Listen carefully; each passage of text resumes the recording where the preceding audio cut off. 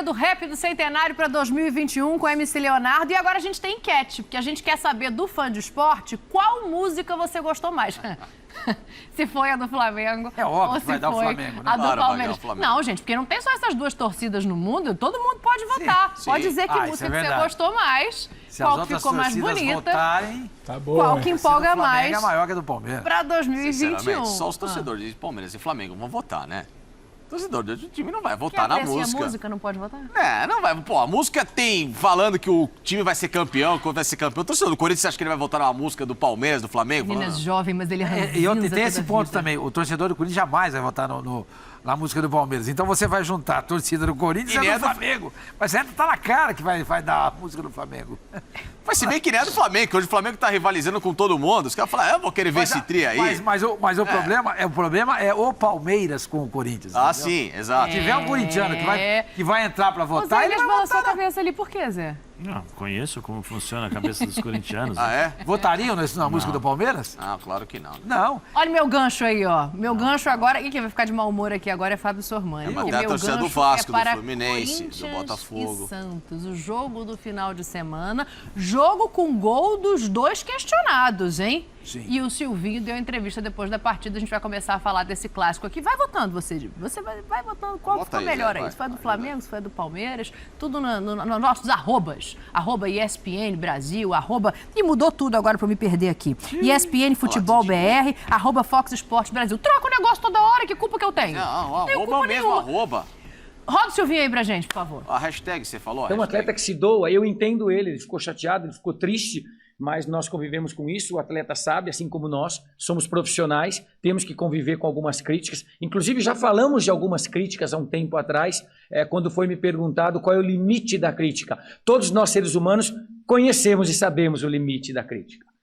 De tal maneira, nós estamos aqui, somos vidraça e vamos continuar trabalhando. Mas satisfeito e muito feliz pelo trabalho do Gabriel, pela escolha nossa como comissão, todos os membros ali que apoiaram e logo depois, no comecinho já da semana, dos primeiros dias de trabalho, foram 3, porque os jogos estão muito apertados, nós já ali estávamos abraçados, incentivando, buscando, trabalhando esse atleta a nível humano para ele estar em campo. Muito bom, ótimo, feliz pelo resultado, pelo desempenho de todos, pelo gol do Gabriel. Futebol na ESPN é um oferecimento de Claro, Ford, Ipiranga e Sportingbet.tv. Eu já vou aí desse lado da bancada, que agora ficou lado A, lado B, né? Mas enquanto o Silvinho falava, o Facincani falou assim, deixa eu contar um negócio. A gente não é baú pra guardar segredo, né? Não, essa crítica, ela tem, não é só o viés do futebol. Ela é um viés, nesse caso com razão, contra alguns babacas, imbecis, que ameaçam os familiares do Silvinho. Os filhos do Silvinho, parentes, não sei se é a esposa dele, mas os filhos certamente, até porque houve um pronunciamento de rede social para pedir para parar, que eles não têm nada a ver com o pai, porque os caras estão atacando eles em relação a problemas do Corinthians. Então, esse tipo de covardia, isso precisa de alguma forma ser cessado no futebol. Porque se as pessoas têm algum certo problema, tem uma crítica direcionada, beleza. Ela vai lá no Twitter dela, faz a crítica, mesmo que eu não tenha nenhum tipo de apreço por tal. Agora, você atingir pessoas covardemente, que não tem absolutamente nada a ver com essa história e que não tem nem preparo psicológico para esse tipo de covardia, isso pra mim não existe, cara. Então, muito desse desabafo do Silvinho tem a ver com o que ele tem passado também em casa. Você criticar o Silvinho, dizer que ele é mau técnico, tem que sair do Corinthians, time joga mal, você fica à vontade. Democraticamente, o torcedor tem o direito de se manifestar. Agora, faça na sua rede social, faça no seu espaço e faça em algum lugar em que você, de alguma forma, não atinja pessoas que não têm nada a ver com isso e que só querem viver em paz e que, por escolha de vida, são da família do Silvinho ou de qualquer outro profissional. Saiba separar as coisas. Não seja um irracional, não seja um imbecil, como muitas pessoas estão sendo nesse momento. Muito bem colocado, porque é isso, ninguém tem direito de agredir família de ninguém, né? O Zé foi jogador também, sabe como é que é quando passam dos limites. Agora, falando do jogo, né, voltado para o campo, 2-0. Esse 2-0, ele foi o bom futebol do Corinthians que começou a aparecer ou depois... Eu vou dar meia essa resposta. Ou foi o mau futebol do Santos que apareceu? Seu Sormani, fique à vontade. Quanta cordialidade, olha que beleza. Nós estivemos juntos ontem no Sport Center, depois do jogo, né? Eu acho que passa mais pela fraqueza, pela fragilidade, pela debilidade, pela inanição futebolística do Santos, do que pela capacidade do Corinthians. Claro que o Corinthians teve seus méritos no jogo, óbvio. Mas houve uma permissividade, quem que usou esse termo foi o Zupac, né? Zupac. Por parte do Santos ontem, a jogadores do Corinthians, principalmente o Renato Augusto, que jogou à vontade, e de uma maneira geral, que saltou aos olhos. O Santos não jogou. O Santos entrou em campo, ele esteve em Itaquera, ele não competiu. Então, eu acho que a análise que se faz desse jogo, ela tem muito mais a ver, ela passa muito mais pela fraqueza, pela debilidade do Santos, do que pela capacidade do Corinthians. Não estou tirando o mérito do Corinthians. Longe de mim fazer isso. Não estou fazendo isso. Mas a fragilidade do Santos, a fraqueza, foi uma coisa que chamou demais a atenção. Até antes, o jogo não tinha nem acabado ainda, a gente estava ali no camarim, né? Se aprontando para o programa. O Zé chegou para mim e falou assim, nossa, eu acho que foi o pior Santos que eu vi nos últimos anos. Eu diria o seguinte, eu acho que é o pior Santos que eu vi na minha vida. Na minha vida. Eu nunca vi um time tão fraco como esse. E o técnico, coitado da maneira de falar, né? Ele não encontra soluções, escala mal, mexe mal, posiciona mal os jogadores. O time, aquilo que eu falei, o time, além de ser um time fraco, contratou um técnico mais fraco ainda do que sua equipe. E do outro lado, Zé, gol do jogo, gol do Gabriel, dá para tirar algum balanço positivo aí? Eu acho que o positivo é a vitória, né? A forma como o Corinthians construiu a vitória. O jogo em si, o jogo em si. Não, o jogo em si é bom, é porque você dá moral, você ganha moral com um jogo como esse. Né? É lógico que os profissionais que vivem do futebol vão enxergar de outra forma. O Silvinho vai enxergar, valorizar a vitória, tal, mas na hora que sentar, colocar o link, né? Link, pendrive, Sim. O que se faz hoje, né? Ele vai olhar, vai analisar, falar assim, não, peraí, meu time jogou bem, mas o Santos deixou jogar. O Zanoncello não entrou em campo, o Pirani não entrou em campo, o Tardelli, que era para ser um atacante, passou a ser meia, passou a ser volante, passou a ser zagueiro, porque a bola não saía lá de trás, ou seja, o Corinthians teve facilidades que ele até então não havia encontrado durante o campeonato. As facilidades que o Corinthians teve para jogar, e aí soube jogar, porque tem time que também não consegue, e o Corinthians soube jogar. O Renato Augusto, falei ontem, vou falar aqui. Se eu vou jogar, hoje vou jogar contra o Corinthians, o que eu faço? Eu pego um cara assim, professor, mano, vem cá, encosta no Renato. Ah, mas ele vai sair. Sai junto com ele. Não estou dizendo marcação homem, hein? Não é isso, porque senão as pessoas vão entender, marcação homem, não é isso. Você pode fazer várias marcações sem a necessidade do cara ficar seguindo o tempo todo. Mas se tiver que fazer isso com o Renato, qual o problema? Você anula um cara que tira todo o mecanismo da equipe do Corinthians. O Duqueiroz é bom jogador? Mas não tem essa capacidade de armar o time. O Gabriel é um bom jogador? É um bom jogador, mas não tem essa capacidade de armar o time. Joga a bola no Renato. E assim, o Renato ontem deitou e rolou. Joga a bola de um lado, joga a bola do outro, mas pela facilidade que tem. E aí entra a questão também para mim, o Carille naquele momento, eu acho que ele errou na escalação. Ele tinha que ter colocado um time mais cascudo, um time mais velho. Mas o Sanches não está jogando bem, mas tem experiência, se posiciona melhor em campo, tem uma malícia muitas vezes de segurar o jogo, uma falta. Né? O Lucas Braga, melhor, põe o Marcos Guilherme. Marcos Guilherme não é centroavante. Marcos Guilherme precisa jogar. Descobrir a posição do Marcos jogar Guilherme. De lado para velocidade para cima dos alas e cruzar e chegar para finalizar. Ele não é um centroavante para jogar de costas. Chegou um momento em que a equipe do Corinthians, e aí pressionou a equipe do Santos, que ficava o Marcos Guilherme no meio de 3 jogadores do Corinthians e o Tardelli no meio campo.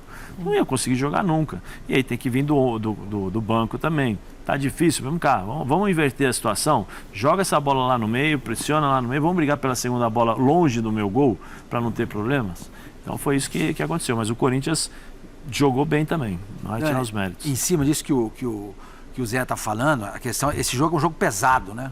O Zé jogou no Santos, ele sabe disso, né?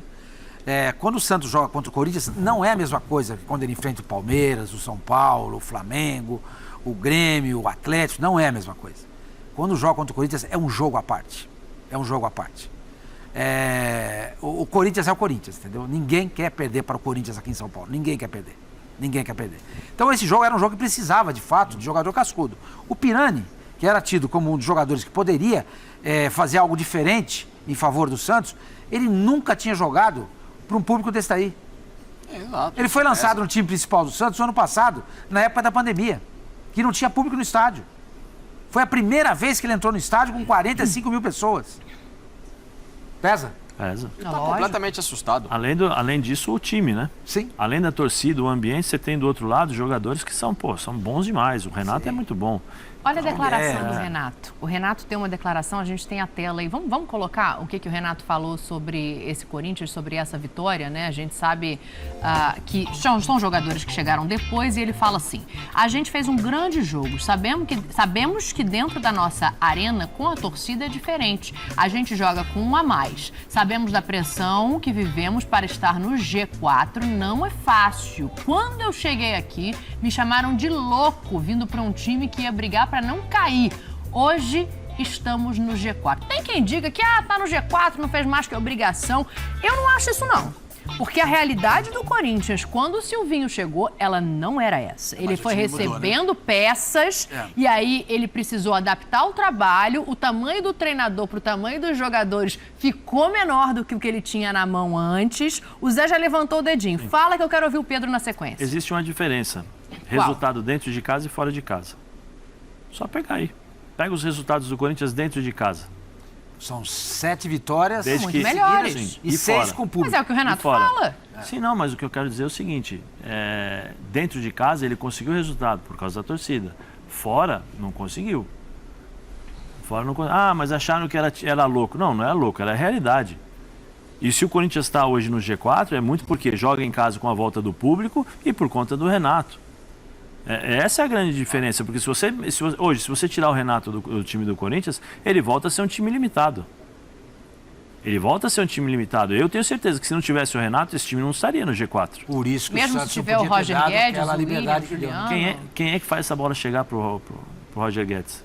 É. Quem é que arma essa equipe na hora que tá difícil? Quem é que fala assim, vem cá, joga a bola para mim aqui? Sem ele é difícil. Imagina, sem ele é difícil, então é isso que eu falo. Ô Pedro, para você era obrigação esse G4 aí? Era o mínimo? A gente chegou a comentar aqui, Dani, lembra? Eu lembro que eu comentei, o Sormani também comentou lá atrás, quando o Palmeiras oscilava, que esse Corinthians podia beliscar até um terceiro lugar, né? Porque quando você tem tempo para crescer, o Corinthians teve praticamente um turno até aqui, né? Contra o Santos completar um turno com esses reforços. Você tem qualidade, você hoje em dia tem público na arena. Esse Corinthians tinha que brigar. Estar no G4 era o plano. Obrigação é forte, né? Porque demorou para ter o Renato Augusto em condições ideais, o William não conseguiu estrear ainda como se espera, tem o Juliano e o Roger Guedes ali, mas é algo palpável. O Corinthians tinha que pelo menos brigar por isso. E a partir do momento que começou a ter o Renato com uma certa frequência, o Corinthians tinha que sim mirar. Não por acaso eu acho que o festejo todo do Renato, esse G4. Agora só uma observação, Dani, não sei se ia passar. Eu acho que a melhor notícia para o Renato é ver como o jogo foi bem ontem. Não só no lance dos 2 gols, mas no primeiro tempo, se movimentando, voltando a ser um jogo ali que rende muito mais do que exatamente em situações pontuais de final de jogo, entrando no segundo tempo, mostrando que ele pode ser muito útil nessa reta final de campeonato. É uma boa notícia que Renato então pode ficar tranquilo que não vai ser sacrificado naquela invenção ali de falso 9, tirando toda essa armação desse Renato de frente. O Zé sempre bate nessa tecla. Esse Corinthians passa muito pelo Renato. Tendo o Renato na posição adequada e tendo o jogo fazendo uma função ali, sem precisar sacrificar um Renato e um Roger Guedes, acho que também foi uma ótima notícia. Acho que esse G4 vai se encaminhar porque é um Corinthians que embala no momento certo, nessa reta final de construir vitórias e manter essa posição, Dani. Boa, aqui ó, a gente vai fazer um intervalo, mas antes eu quero ouvir o Facincani sobre essa mensagem que chegou aqui, porque agora o Corinthians está no G4 e pode ultrapassar o Palmeiras, um mini campeonato, vamos colocar assim. Vou só ler essa mensagem aqui para você do Júlio. O Timão está a 5 pontos do Palmeiras e teve 4 reforços há 2 meses, sendo que só pode contar com 2, né? O Juliano não jogou de novo. Então, O Juliano parece estar fora. Então, Só então o não é- O William entrou no segundo o tempo. William voltou no segundo tempo, isso. E a torcida e a mídia execram o Silvinho e idolatram o Abel. Tá dizendo que você idolatra o Abel. Eu? Será que o elenco do Palmeiras o ano inteiro é só 5 pontos melhor do que o elenco capenga do Silvinho? Não, o elenco do Palmeiras era para produzir muito mais. E é justamente essa cobrança que eu falava em relação no bloco anterior, né? O elenco era para jogar mais. O do Corinthians está no limite em que hoje é possível. Ganhar, para fechar, para ir pro intervalo aqui, passar o Palmeiras pro Corinthians vai ser a vitória, o troféu que ele pode ter? Seria um esse ano? vexame pro Palmeiras? Vexame não é a palavra, mas seria feio pelo campeonato que o Palmeiras almejou e termina em quarto, né? Aí... Você mandaria embora o Abel se não tivesse a... A começar a pegar o pé. Intervalo, Intervalo, que depois do Mandaria intervalo a gente embora, vai não? falar de quem